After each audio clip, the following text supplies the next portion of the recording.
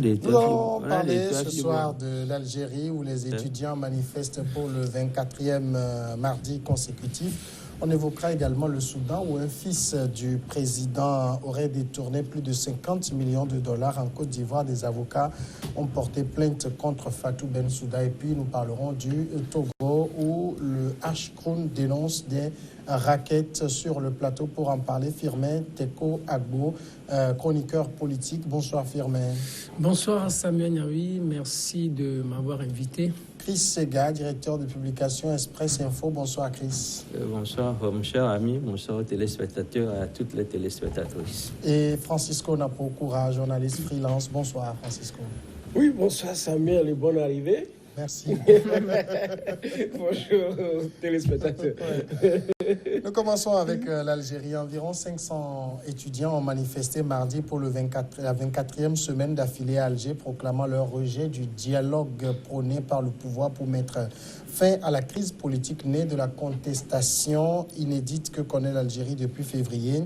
Les étudiants se sont rassemblés sur la place des Martyrs dans le centre d'Alger avant de défiler jusqu'à la Grande Poste, épicentre de la contestation depuis le 22 février qui a abouti à la démission de l'ex-président. Les manifestants qui ont déployé une grande banderole sur laquelle est écrit « Pas de dialogue avec le gang » ont défilé au milieu d'un fort déploiement policier. Chris Sega, c'est vrai que les manifestations se suivent et se ressemblent quasiment en Algérie, mais elles ont aussi une constante, c'est que rien ne bouge. Oui, c'est vrai, mais on ne peut pas dire que rien ne bouge.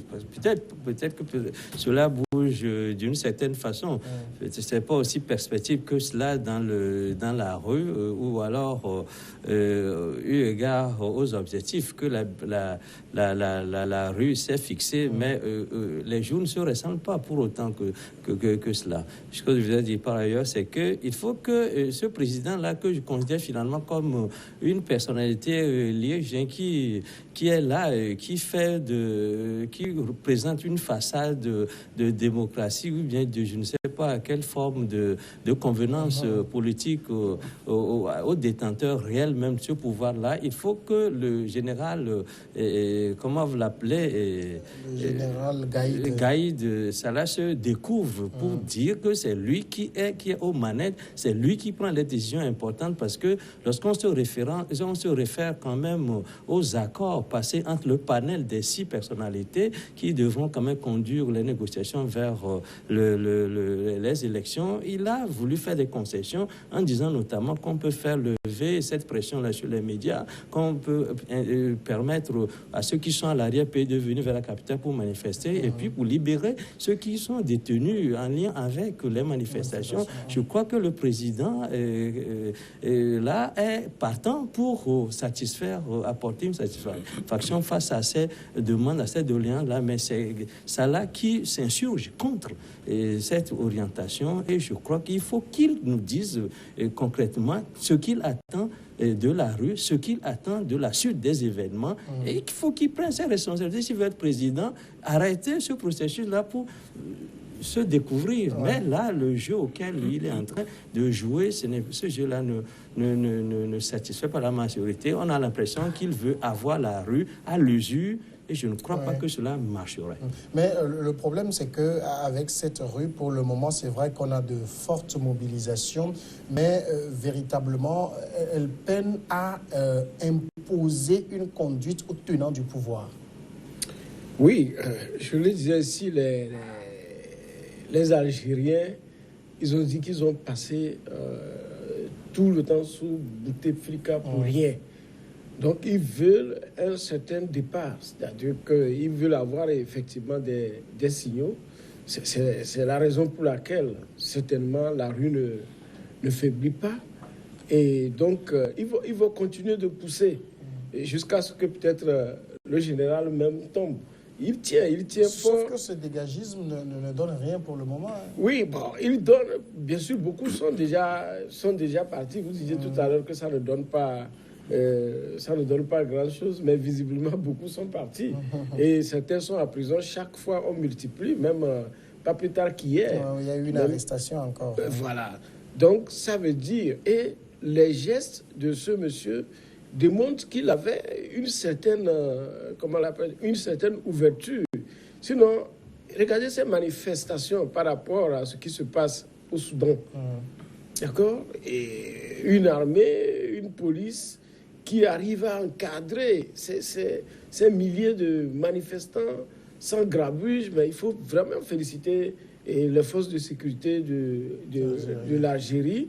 Ils savent ce qu'ils sont en train de faire, certainement parce que pour l'instant, les médias, tout ne sort pas peut-être du pays, parce que les médias sont encore un peu sous pression. Voilà.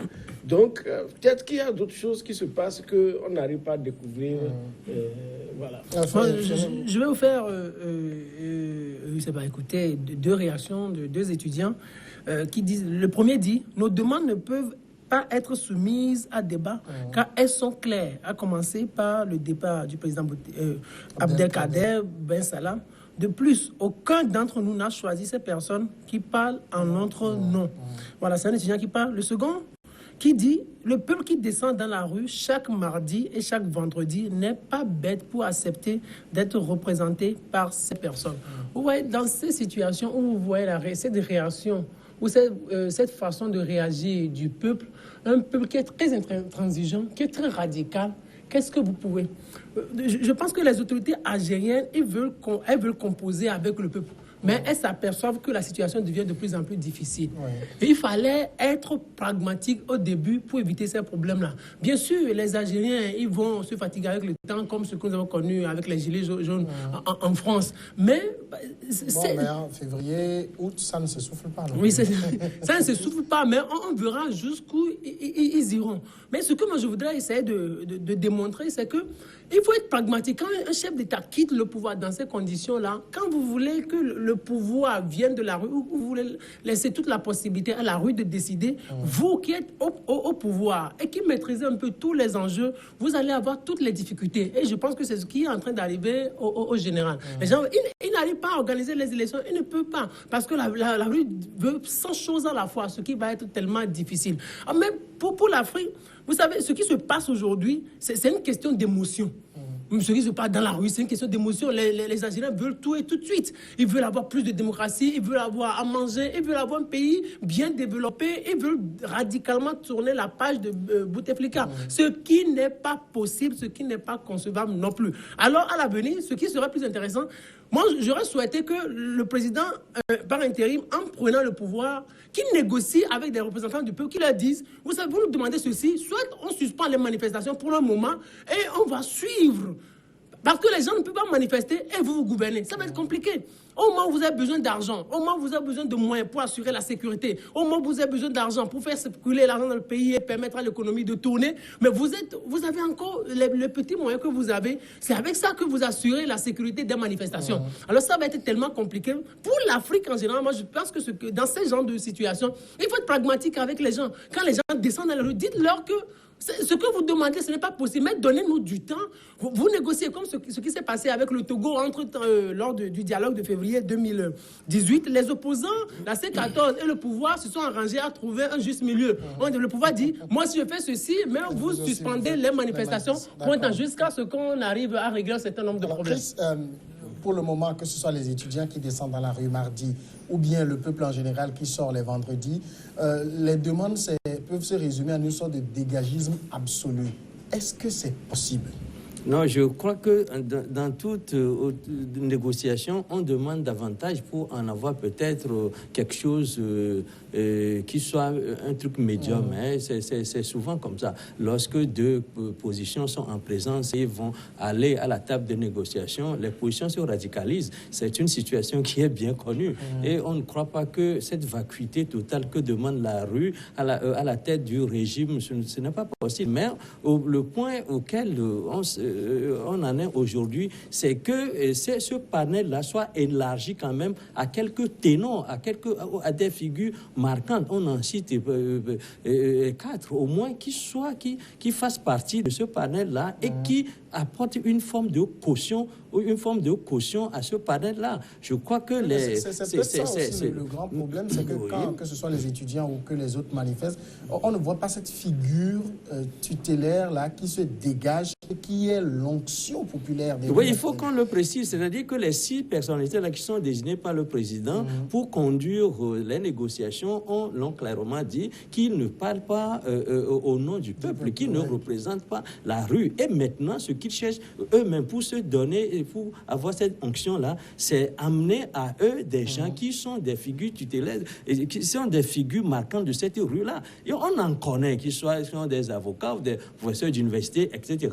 On est en train de jouer aujourd'hui le panel, je veux dire, pour que ces gens-là, une vingtaine, si déjà on peut en obtenir 5 ou 10, ça peut déjà faire l'affaire. Et je crois que le président en fonction, le président par intérim Abdelkader a accepté cela. Et c'est le général qui, dans sa dernière sortie de télévision, a tiré tout simplement un trait sur cette tendance-là. Je crois que c'est vrai que la rue est radicale, mais la rue ne peut être qu'ainsi parce que la rue n'est pas une forme organisée de combattants qui puissent faire en sorte que les choses vont dans le bon ordre. Mais au fil du temps, je crois qu'il va se dégager des gens qui s'imposent naturellement, qui sont des meneurs d'hommes, et nous en sommes à ce point aujourd'hui. On en connaît et on voudrait que ces gens-là rejoignent ce panel-là pour que les négociations s'ouvrent. Et je crois que s'ouvrent et que les doléances qui ont été